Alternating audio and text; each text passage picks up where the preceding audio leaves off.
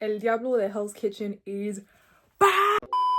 Hey guys, it's Linz. Welcome to Lean Soapbox. Today we're talking about the season premiere of Daredevil Born Again because this past Tuesday they dropped 2 episodes, Heaven's Half Haven and Optics, both of them over 40 minutes long, which is what we love to see. So there's a lot to talk about. So let's get into it. The first thing that I do want to mention that now thinking about it is actually quite similar to what happened with the Friendly Neighborhood Spider-Man show. But Daredevil Born Again, this show had a creative overhaul because we were going to have Charlie Cox back as Daredevil and then Vincent back as Kingpin. However, Karen and Foggy, they were not, the original actors were not going to be in this. And Vanessa specifically, I remember that we had a whole new casting for her before they decided to do this creative overhaul. They did film a lot of the show, and a lot of that show is what we're going to see, of course, then added with the newer elements. But I think it is so fascinating to think, because if what I read was correct, basically the first episode and the last 2 it's all completely new, and then the episodes in between is going to contain a lot of the original show before the overhaul. And I'm so curious for when we get the rest of the episodes if we're going to be able to tell, because I think with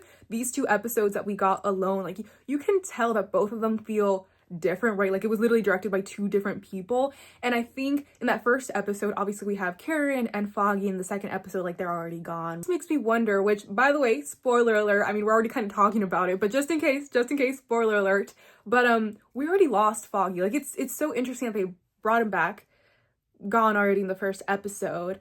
And then also in that episode, I think it's the same episode where Karen, well, she stays in San Francisco, and it's oh, well, we're not actually going to get a lot of Karen, and obviously, well, not a lot of Foggy now.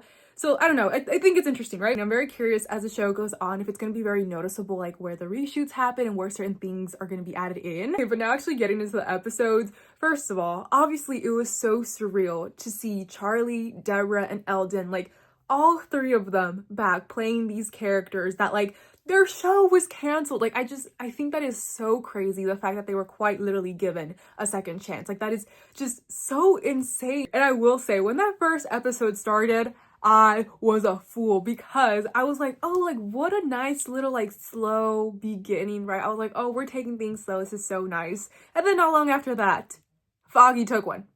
Foggy took one and died. So interesting, because we were predicting that Foggy was going to pass away, right? But I did not think it was going to happen that soon. It was quite literally within 15 minutes, which is so insane. And I'm a crier. If something emotional happens on screen, I will be the first one to cry. But when this whole scene was happening, I don't know what was wrong with me, but I was not feeling any emotions. And I'm is it because it happened so fast and I wasn't expecting it to happen that fast? But also, we were just reintroduced to these 3, right? Foggy, Karen, and Matt. We hadn't seen them for years. And I'm I wonder if, because it happened so quick, it didn't allow me to, process and, really let their friendship sink in, reestablish those friendships for me that, I just... Nothing? I don't know what's wrong. I will say, Deborah's acting, I missed it so much.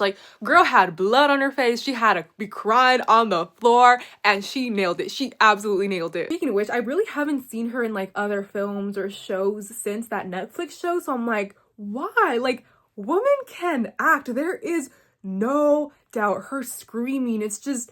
oh my, it's so good. It's so good. I love the way that they depicted Matt's senses. I thought that was so cool, the way that the aspect ratio changed. I love when they do camera tricks like that. I'm thinking also about with Peter Parker and his spider sense and how they depicted that. I think it was in No Way Home. But another scene I really enjoyed between them, which I mean, they really haven't had that many so far, but in the courthouse where Matt and Karen are talking, and it's just they're going back and forth and they're talking over each other. I thought that was so well acted and done. And going back to what I said in the beginning about the reshoots and how if we're going to be able to tell where the reshoots happened and what was added and what, was part of the original show, just realizing the fact that Karen, she said that she was going to stay, she's going to stay in San Francisco for a bit. I don't know how long, but so that means basically that for the rest of the show, we're not really going to see her, maybe not. So I'm just it's so interesting that they decided to bring back the original cast, but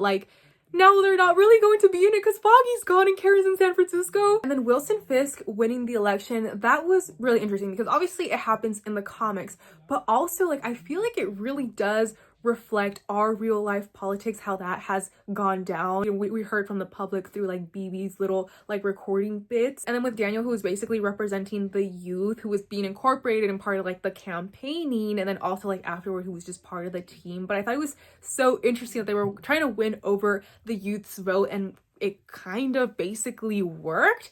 Very interesting, very interesting. Matt and Wilson in the beginning of these episodes, like they're trying to move past, you know, this past version of themselves. However, literally at the end of episode 2, like they're kind of already slowly creeping back to that version of themselves. I'm curious to see like how far back they go into that version of themselves, because like Wilson Fisk, like are we gonna go back to like full on like decapitating someone with like a car door? Like I am scared to see that again, but I'm like, is he gonna go back to that version? Right now he's like pretty calmed down, right? He's a public figure now, like he has to take things down a notch, right? Also, I really enjoyed how they are slowly teasing Muse, because like in the background we heard the news mentioning someone who has, you know, been painting these murals and everything, and then we get the shots of the mural, and then also like the guy that went to visit Heather Glenn, like obviously we had, you know, like Wilson's guy, but then also we had this other guy who was asking, you know, if she was taking appointments. It happens to be Hunter Duhan, who is actually the same person who was in the Wednesday show. That's kind of like where I know him from.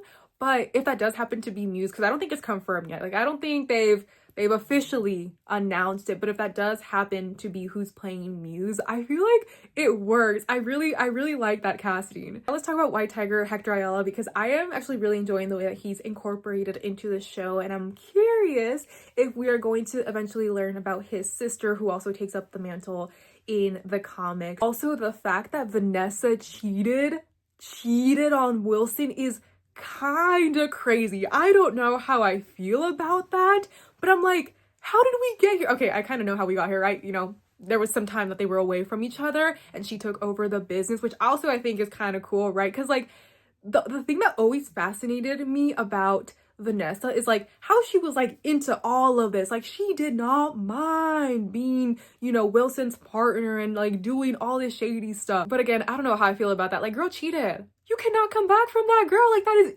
insane. With an Adam, too. Who's Adam? Like, I am fearing for Heather. I really, and with Muse, too. Like, everyone's on her. I don't want to say she's not gonna make it, but it's not looking good. Also, when Wilson Fisk attended the funeral and the commissioner, like, came up to him and, like, told him off, I was like, dude, I don't know how much longer you have, but you cannot do that with Wilson Fisk. I admire the bravery, but I'm like, I am now fearing for you and your family. And then not long after that, we got the threat. We got the threat, right? With the sub, the whole little setup that Wilson did with the whole little, yeah, it's over. Yikes, man. Like, the commissioner literally called him a whiny kid, whiny baby. I don't even remember the exact term, but that was rough.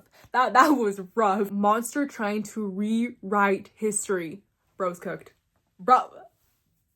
I admire the bravery. We need more people like him standing up, but like, I'm scared. But what really gets me is the ending of episode 2, right? When like Matt is trying to like get to the witness before the corrupt police, right? And then when the police do arrive, Matt, like, they know that Matt is blind, but regardless, they go at him. Like, dude, insane. You literally assaulted a blind man, which like, then Matt was able to protect himself, thankfully, right? But like, what if that was not the case? That is crazy. Yeah. Also, guys, something that I forgot to mention is that we did see someone with like a tatted like Punisher logo, but I think the way it's going to be used in the show, or at least right now, is that they're using the Punisher logo in the incorrect way, right? Because the Punisher, Frank, stands for something, and like these people, the corrupt police, are trying to make it their own, or they're trying to like, it's just kind of like in real life where like you see a bunch of people like with the Punisher logo and like misusing it, like they quite literally don't understand what Frank Castle stands for, and they're using it in the direct opposite way. Like, do you get what I'm trying to say? So it's gonna be interesting to like see that portrayed in the show. I think that's gonna be interesting because, sorry, this is like a side rant, but that's, oh, every time I see someone with like the Punisher logo in like the incorrect context, I'm like, oh, yep. But yeah, guys, I think that is all I have to say. If not, you already know I'm gonna be inserting my little clip somewhere.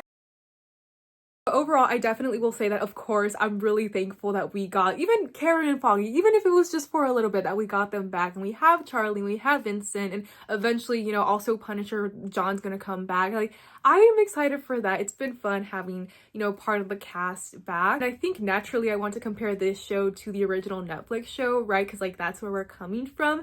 And I definitely will say that they feel different. As the show continues, you know, we'll determine if that's good or bad, or, you know, what the end result is. All right, guys, well, that is officially it. Thank you so much for watching. Make sure to subscribe, like, share, do all of the above. And if you want to follow me on my other socials, it's at Lean Soapbox. And I will see you guys in the next one. Bye.